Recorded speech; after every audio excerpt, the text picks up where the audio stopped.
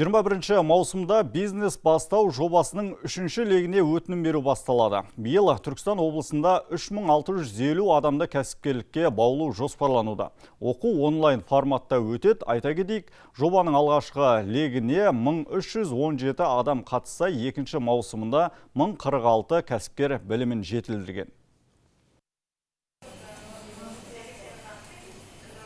Жанар Сейтқазиева сән саласында 10 жылға жуық уақыттан бері қызмет етіп келе жатқан кәсіпкер. Осы ретте оның бірнеше сертификаты да бар.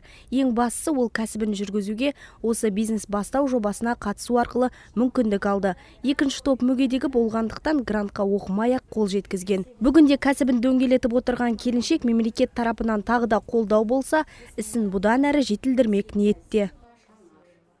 Енді өкіметтен тағы да ары қарай күтетініміз, біз сияқты осындай кіші жеке кәсіпкерлерді ары қарай үлкен қаржыландырып, қолғанат беріп, қол ұшын беріп көмектессе дейміз.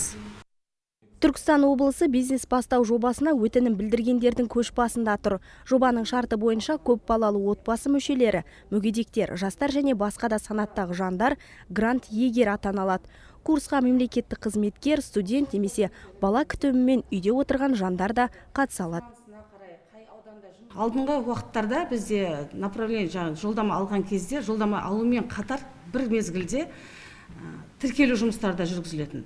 Ал бірақ бұл үшінші лектің ерекшелігі тіркелу басталғанға дейін жолдаманың барлығы беріліп болады. Сонан соң ғана барып тіркелу мүмкіндігі туындайды. Айта кетейік, оқуды аяқтаған түлектер сертификатқа ие болады. Одан өзге жоба түлегі өтеусіз грантқа немесе 6%-бен берілетін несиеге қол жеткізе алады. Биыл өңірде 3650 адамды оқыту жоспарланып отыр. Шынар Әділханқызы, Сандуғаш Ерғалиқызы, Ержан Сейдазим, Түркістан Таймс.